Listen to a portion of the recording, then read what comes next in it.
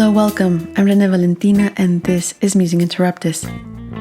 Musing Interruptus is a podcast for sharing thoughts and stories and enjoying idiomatic phrases. You can read along. Just click on Continue Reading in the description to open a Google Doc with a transcription of this episode. The idiomatic expressions are in italics. Try to get the meaning from the context and then look them up to see if you are right. If you like it, subscribe, follow, and share. But more importantly, continue the conversation. Drop a comment with your answers to today's questions. I'm curious. The background music is by Blue Dot. The mix and master were done by Jesus Ario. My sound, Charo Lastra.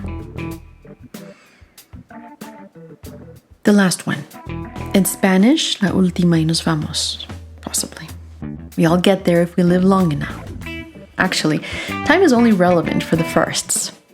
What I'm getting at is more a matter of perception. After a heap of firsts, we come to realize there will be a last. I've prided myself in learning at an early age to enjoy the moment. Close my eyes when I listen to music and submit to the chain reaction. Look around the table and feel the love. Laugh extra hard instead of emitting a muffled chortle.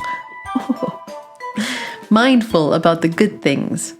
I felt like this was my superpower as I was growing up. I knew that nothing would last and that I had better enjoy every moment. Of course I didn't. I did my best.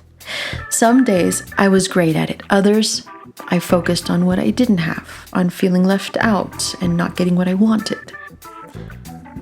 That can be exquisite. Donna Summer gets it when she sings about the last dance, the last chance for love. How does she know? Was it her age? According to Wikipedia, Last Dance became a critical and commercial success, winning an Academy Award and a Golden Globe Award for Best Original Song. And Donna Summer won a Grammy for Best Female R&B Vocal Performance. The song peaked at number 3 on the Billboard Hot 100 chart in 1978. Not bad. Recorded in 1977 and released in 1978. So let's think about that year for a moment. Miss Summer was 29, in the prime of her life.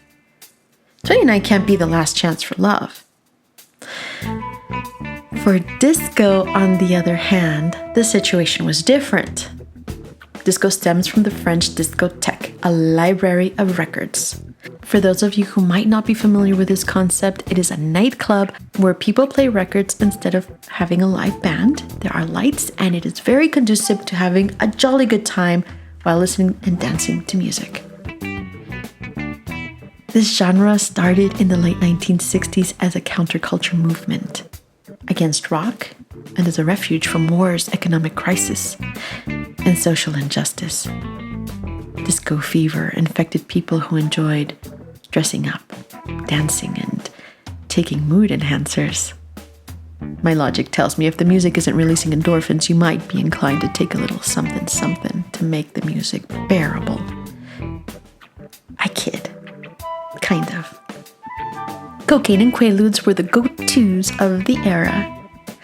According to Wikipedia, disco resulted from a mixture of Black, Latino, and Italian-American cultures in New York City.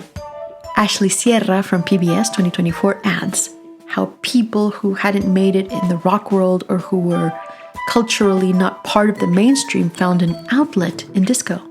She says, it gave different communities a safe space to celebrate love and liberation.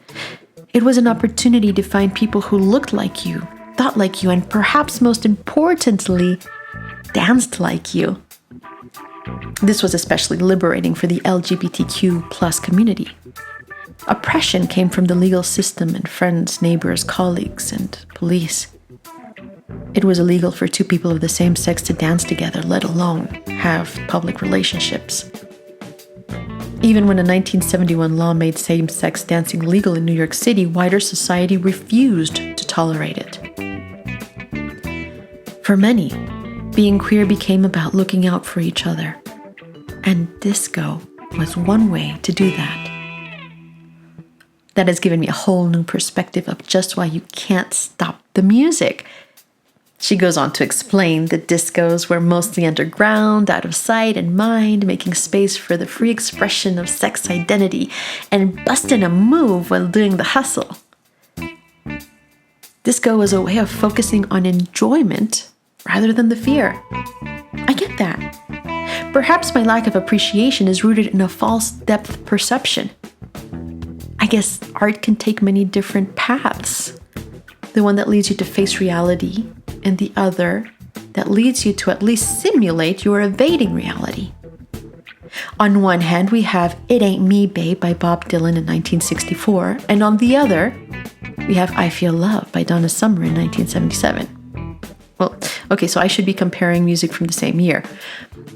77. Bowie's sound and vision is purportedly about trying to get clean at a time he was reevaluating his work and antics in the US, and a need to reconnect with himself in Berlin with Iggy Pop, by the way. Their work together resulted in Lust for Life by Mr. Pop on Idiot and the album Low by Mr. Bowie, among other things. So, yeah, it makes sense that the roughness and deepness of that work can be a bit much. However, for me, it hasn't.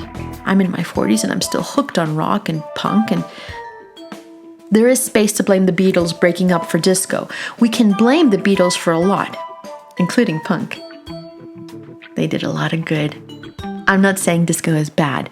It's got a bad rap, probably because it's mostly repetitive, vapid, gooey, and less trippy than what I think might lead to a stiff encounter in a fashionable nightclub that will get you back on the dance floor before Gloria Gaynor finishes her rendition of I Will Survive.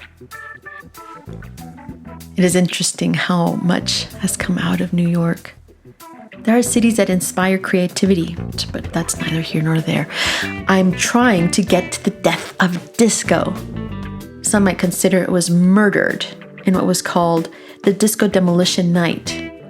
BBC 2023 tells the tale of how the Chicago White Sox promo stunt may have pummeled disco into an existence in the US, because in India, Europe, and the Middle East, it continued until the 1980s. And there's some youth who are mainlining El Doba to it. It didn't work well in the movie Awakenings, and I don't know how well it will work now. But hey, I'm anything but mainstream in the worst possible way and delightfully self-deprecating. Anyway, Disco Demolition, in the words of Dorian Linsky of the BBC 2023, regales us with the days that the stadium goers were offered discounted 98-cent tickets if they took a disco record, and many did. The stadium was filled to capacity, 45,000 people, and more were trying to get in. Apparently, the need to fill seats was dire, as they were only selling 1/3 of that. They had invited disco lovers before and didn't have this turnout, so it's not like the events that happened afterwards were actually responsible for the death of disco that summer of '79, July 12th, to be exact. Well, the demolition part. Interesting fact, it was a DJ who birthed disco, and a DJ who pushed the red button, detonating an explosion of those donated disco records. It went out with a boom, literally. If we have to be honest, disco died by its own hand, and Donna Summer knew it and sang it to sleep. What is it about disco that makes it more of a side dish than a main course? Do any of you out there have disco fever? Do you take drugs to listen to it? I have strong musical feelings, but there's music for all sorts of moods and activities. Making soundtracks is fun, and there is room for almost all genres. I think the limit is your creativity and taste. Take the fantastic scene in Beetlejuice 2. MacArthur's Park took that scene to a whole other level. I think I connected with the ghost of the most because of that song, period. It is a song about the end of a love affair. However, I hear more a love that never materialized and is now impossible, probably because they never really talked about it and expected things to happen organically, and then they got old and someone died. Boo-hoo. But that's just my interpretation. It might just be about a cake left out in the rain in the park And I don't know if I would care much for a soggy cake with green icing. Richard Harris sang that version in 1968, but Donna Summer immortalized it with her version in 1978. That soft longing in her voice, a vibrato that evokes just enough regret, but that leads to a build-up that explodes all over the place, and it is fantastic. I can almost imagine her flying around on a glamorous disco broom in her disco dress, passing out disco biscuits. Also, poor Beetlejuice. I said disco is a side dish in my smorgasbord of music. Side dishes are important. What is a filet mignon without asparagus, or a hamburger without French fries?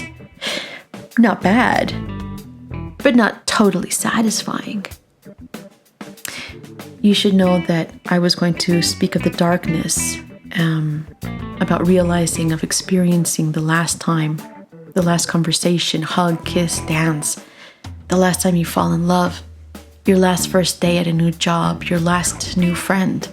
How many of those experiences do you get in one lifetime? Eventually, one will be the last. Well, instead of being rock and roll or punk about it, I evaded it and literally turned to disco. I sometimes talk about taking the higher ground, but I definitely need a ladder to get there. Thank you for listening. What are your favorite disco songs? Would you have gone to the baseball field with disco fever or to watch the stacks of disco records blow up? What is your favorite evasion strategy? I'm listening.